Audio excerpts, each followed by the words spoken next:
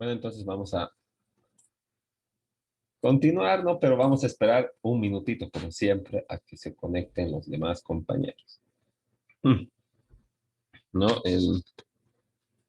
Vamos a, este, vamos a terminar, ¿no? Con estas diapositivas que faltan y después vamos a resolver el cuestionario, lo que está acá, ¿no? Que son unas pequeñas preguntas y luego supongo que lo van a subir al grupo, ¿no? Porque digo, sí, pues será su grupo de WhatsApp o tal vez tienen que coordinar con el doctor Unzueta para que les habilite en la plataforma de la universidad, porque supuestamente desde el 16 adelante ya no se puede subir tareas por correo ni por WhatsApp, ¿verdad? Pero tal vez esta es una situación extraordinaria, ¿no? Porque como diferentes docentes, este, vamos a exponer diferentes temas, entonces, ¿dónde va? ¿A qué materia lo van a subir? Bueno, esos son temas que con el doctor tendrían que hablar. Yo les voy a plantear el cuestionario y supongo que al WhatsApp o a su correo va a estar bien si lo mandan, ¿no? Pero eh, por favor tienen que hacerle presente o preguntarle de qué forma van a enviar el cuestionario que yo les voy a mandar. Ahora continuaré, ¿no?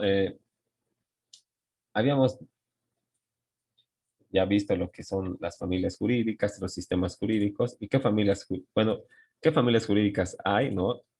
En general, y no podemos ver qué sistemas jurídicos hay, porque como habíamos dicho, hay tantos sistemas jurídicos como países y estados hay en el mundo, ¿verdad? Entonces no podríamos nunca acabar de revisar todos los sistemas jurídicos, por lo que podemos agruparlos en estos grupos más genéricos que se llaman familias jurídicas, ¿no? Ahora, eh, hablando del acto comparativo, ¿verdad? De la actividad comparativa en sí misma, ¿no? Podemos decir de que puede haber comparación en dos niveles, ¿verdad? En un nivel macro y en un nivel micro, ¿no? En la macro comparación, ¿verdad? Lo que se contrasta es el espíritu y el estilo de diferentes sistemas jurídicos, es decir, que se tratan de los rasgos más generales de un ordenamiento jurídico determinado, saber cuál es el origen de las normas, saber cuáles son las fuentes de ese derecho positivo en ese sistema jurídico determinado, ¿verdad? Eh, Saber cuál es la esencia o la naturaleza de sus instituciones, ¿no? O recurrir a la filosofía jurídica que ha inspirado a ese sistema jurídico, ¿verdad? Entonces, tenemos que ir mucho más allá de simplemente revisar la ley o el derecho positivo vigente, ¿verdad? Tenemos que, como dice acá, ¿verdad?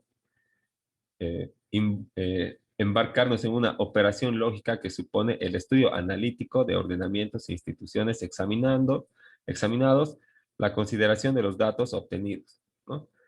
Su contraste y una síntesis de la que emerge una valoración crítica que contiene el juicio comparativo, ¿verdad? Entonces, indudablemente después de realizar este contraste, ¿verdad?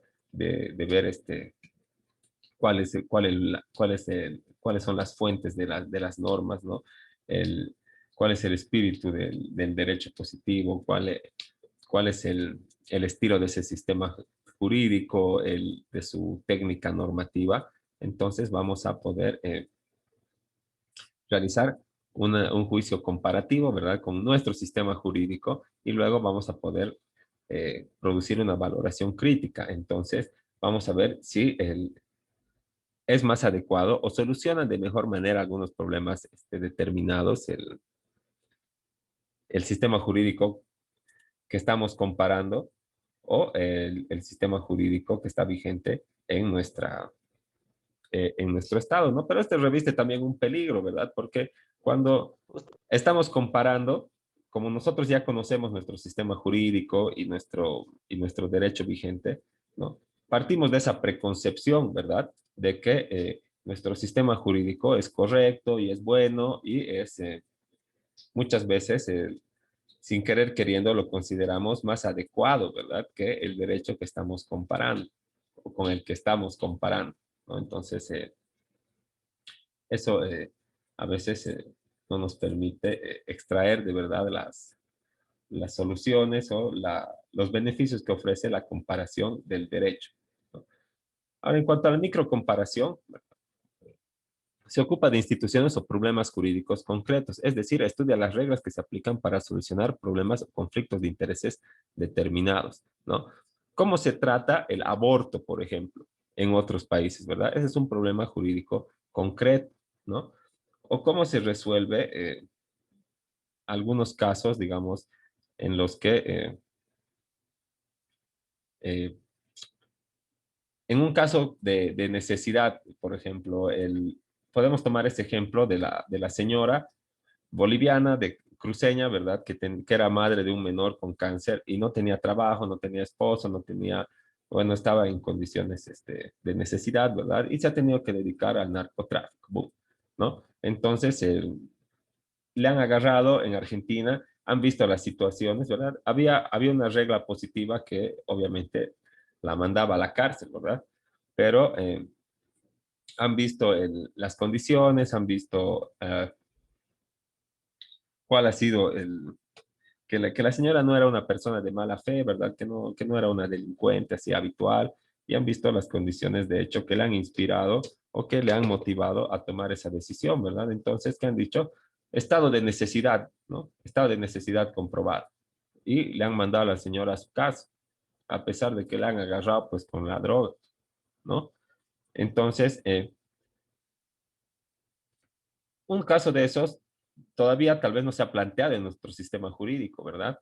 Pero cuando se plantee, ¿no? Vamos a poder recurrir, ¿verdad? A esa resolución, a ese proceso, para poder inspirarnos en resolver este caso concreto, porque tal vez nuestra normativa positiva y eh, nuestra economía jurídica, ¿no ve? Tomando en cuenta las sentencias constitucionales y los autos supremos, todavía no han tratado el tema.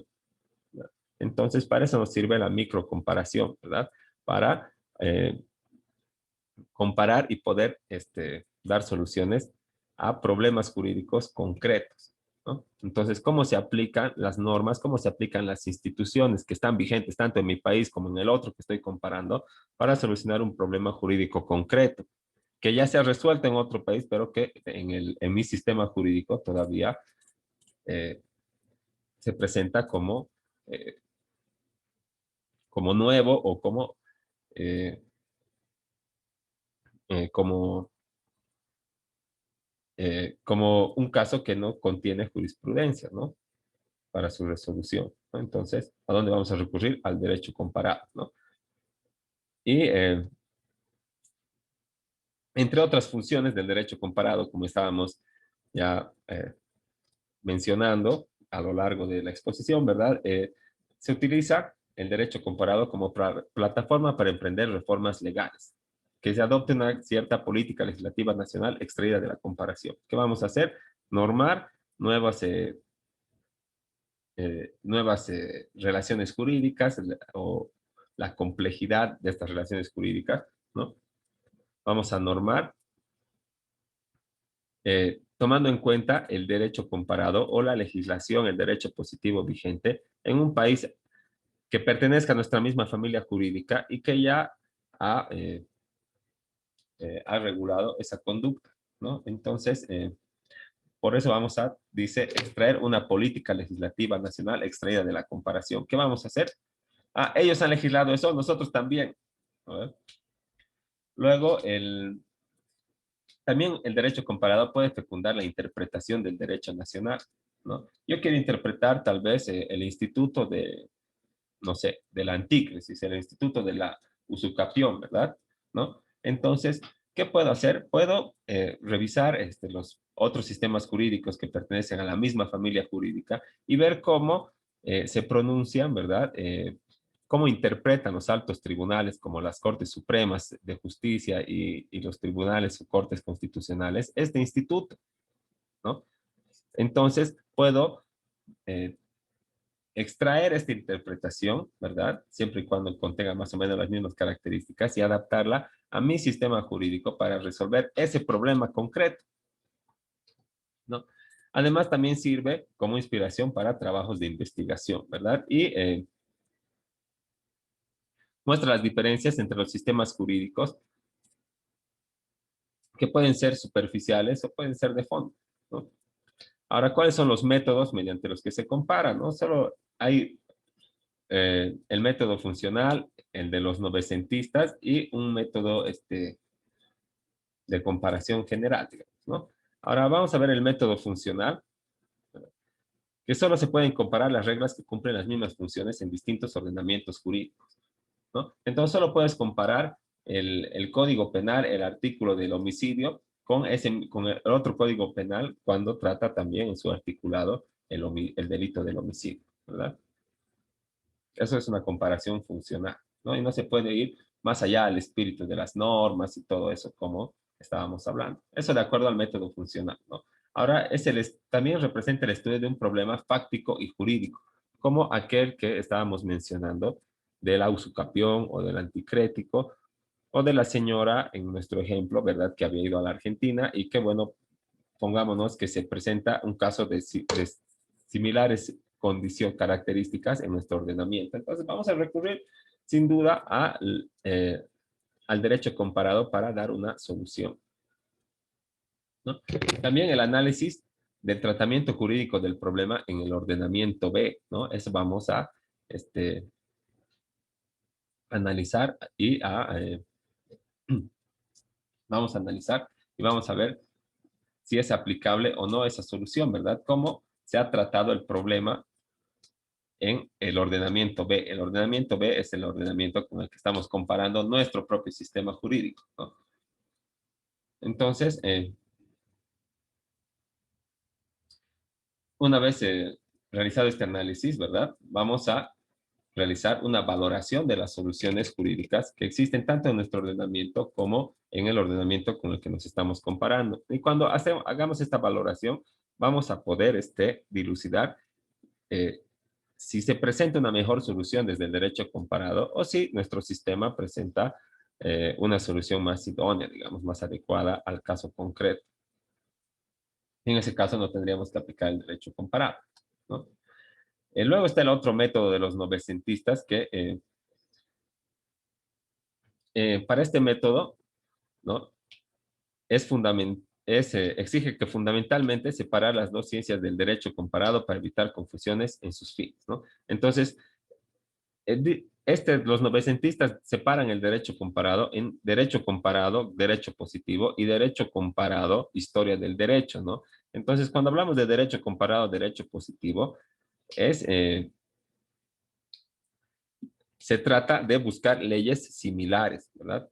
De institutos jurídicos que tengan similitudes entre sí, ¿no? Y cuando se trata del derecho comparado, historia del derecho, se tiene que revisar, digamos, los fundamentos de las normas, la esencia de la filosofía jurídica, ¿verdad? Que inspira las normas en ese ordenamiento jurídico. Se va a un campo mucho más genérico y se sobrepasa ese límite del derecho positivo, ¿no? Y este análisis comparativo se da en 4 fases, ¿no? Primero se ubica el punto de partida o el problema que queremos resolver, ¿verdad? Este problema que se comparte entre dos países, ¿no? Uno que tal vez ya lo ha resuelto y otro que no, o que los dos ya lo han resuelto, pero queremos ver cuál es la solución más idónea, ¿no? Luego la segunda fase que consiste en encontrar las normas con las que los países han intentado resolver el problema, ¿no? La ley que resuelve ese problema en el ordenamiento jurídico que estamos comparando y la norma que resuelve esa situación jurídica en nuestro ordenamiento jurídico. O si existe o no existe, ¿verdad? Luego la tercera fase es encontrar las razones para explicar las analogías y las diferencias en las soluciones, ¿verdad? Cómo se han inspirado los juristas para poder arribar a esta solución. ¿En qué, verdad? En, en la teoría del derecho, son positivistas, han aplicado el neoconstitucionalismo, ¿verdad? La familia jurídica a la que pertenecen y todo lo que es de fondo, ¿verdad? Para poder encontrar las razones que han inspirado a la solución. Y luego la cuarta fase que consiste en evaluar, ¿verdad? Cuáles han sido las soluciones y aplicar o buscar cuál es el que se adapta mejor a nuestro sistema jurídico, ¿no? Para poder aplicar. O tal vez vamos a concluir en que nuestro sistema jurídico es el que mejor solución aporta, pero esa es es como más o menos eh, un razonamiento básico, ¿verdad? Porque nosotros estamos acostumbrados a nuestro sistema jurídico y como lo conocemos bien, creemos siempre así subjetivamente que es el mejor, pues, ¿no? Entonces queremos aplicar nuestros conceptos y nuestras definiciones a los otros sistemas jurídicos, ¿verdad? Y es ahí cuando surge el problema. El, en estos métodos, ¿no? Existen 8 principios básicos, ¿no? Que están resumidos acá, ¿verdad? Y señala que el derecho comparado implica la comparación y la mayoría del derecho extranjero que se estudia puede ser reforzada en sus argumentos jurídicos con el empleo explícito de esta comparación, ¿no? Entonces, la comparación explícita quiere decir hacer expresa o exteriorizar las razones, ¿verdad? O los fundamentos y la justificación de nuestra comparación, ¿verdad? Para poder reforzar los argumentos jurídicos, ¿no? De uno u otro sistema con el empleo de esta comparación, ¿no? Y este método consiste esencialmente en centrar la atención en similitudes y diferencias entre sistemas jurídicos, ¿no? Entonces, no solamente podemos buscar eh, cómo resuelve el mismo problema o los puntos congruentes, sino que también tenemos que encontrar las diferencias para ver si es o no aplicable, ¿no? Ahora, el proceso de comparación es adecuado para obtener conclusiones relativas a los caracteres distintivos o individuales de un sistema jurídico referido a un tema o cuestión jurídica concreta, ¿no? Entonces, lo que intentamos es encontrar, ¿no? Las características por las cuales un sistema jurídico determinado, ha resuelto una cuestión jurídica de tal o cual manera, ¿no? Para eso comparamos, ¿no? O para eso es adecuado comparar, ¿no? Y también ofrece un beneficio para una mayor equivalencia funcional, ¿verdad? Para ver si nuestro sistema jurídico es idóneo o es válido para resolver esa cuestión jurídica que se plantea, ¿no? También enriquece, ¿no? El diálogo entre los especialistas de los distintos sistemas jurídicos, ¿no? Entonces, a través del derecho comparado, los especialistas pueden emitir criterios o doctrina jurídica que sea válida en todos los sistemas de la familia jurídica. Ahora, la importancia de las fuentes jurídicas de cada sistema jurídico, su interacción teórica y práctica nos permite acceder a la sensibilidad jurídica para comprender un sistema ajeno, ¿no? Entonces, ¿qué tenemos que hacer? Tenemos que conocer nuestro propio sistema jurídico, pero tenemos que tener la suficiente sensibilidad para que no afecte nuestras creencias o nuestros conceptos y nuestras nociones al momento de comparar el otro sistema jurídico, ¿no? Entonces, tenemos que aceptar los conceptos, los nuevos conceptos de este otro sistema jurídico eh, para poder captar, digamos, su esencia, ¿verdad? Y la esencia es algo inmutable, ¿no? Algo que no cambia, siempre tiene una ley general, ¿no? Entonces, eso es lo que tenemos que intentar buscar para que la tarea comparativa sea fructífera, ¿no? Ahora es ineludible, dice que el conocimiento lingüístico, histórico y sociológico para evaluar e interpretar los contenidos del sistema jurídico que se compara, ¿no? Entonces, como principio, también tenemos que conocer el lenguaje, la historia y los caracteres sociológicos de esa determinada sociedad o de esa cultura para poder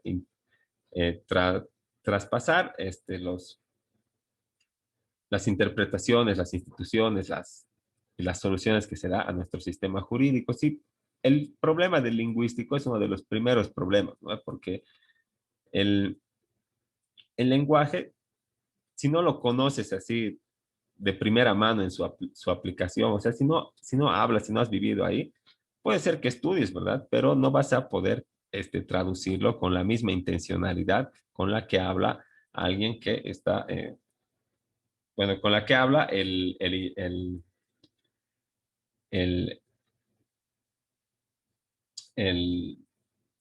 el que está emitiendo el mensaje, ¿verdad? Puede ser en otro idioma y puede ser que lo traduzcas, ¿verdad? Que uses un traductor o lo que sea, pero si tú no estás inmerso en la cultura, ¿verdad? Y en la práctica, entonces no vamos a poder comprender a cabalidad lo que quiere decir, lo que quieren decir esas palabras, ¿verdad? Entonces, la sintaxis del derecho es muy importante ahí, ¿no?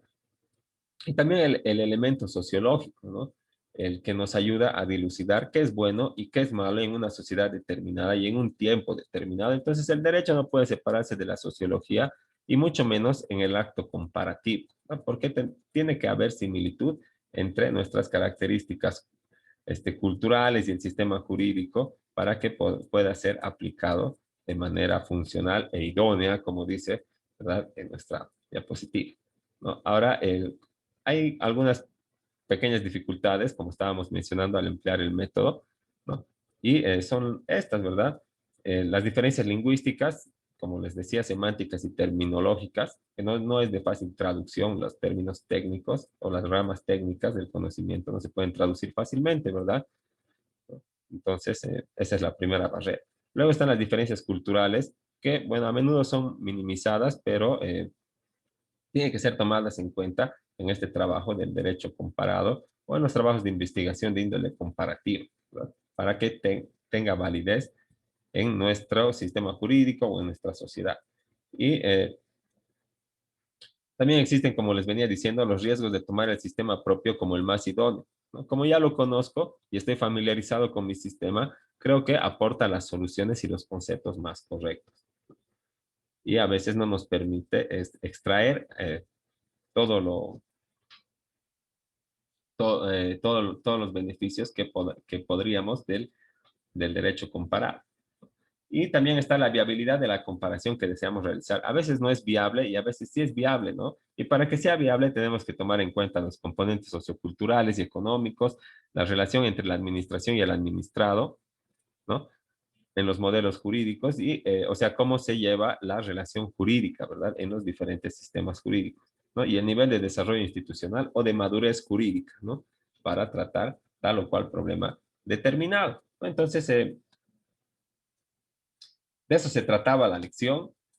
Ahí concluimos, ¿verdad? De manera un poco breve y rápida, pero no sé si tienen alguna otra pregunta o alguna duda más. Acá está el cuestionario para que ahorita se los voy a subir al grupo de WhatsApp y tienen que coordinar con el doctor si lo van a mandar por ahí mismo o por dónde. Y también les voy a compartir el material de las diapositivas y eso, ¿no? Creo que también tengo acá un documento de Word que estaba realizando. Entonces, todo eso se los voy a subir ahí a su grupo de WhatsApp para que tengan el material, ¿no? Entonces, les escucho.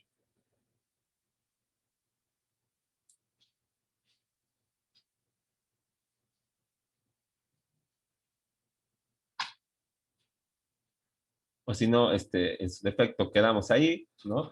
Le envían el cuestionario, coordinan con el doctor. No se hayan olvidado poner su nombre también al chat grupal para que le comparta o le exporte el chat también al doctor para que tome en cuenta la asistencia.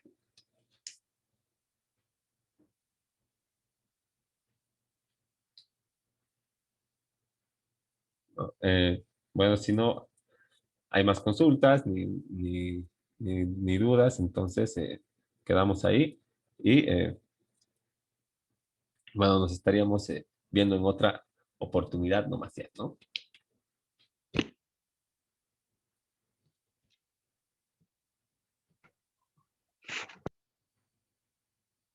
Hasta luego.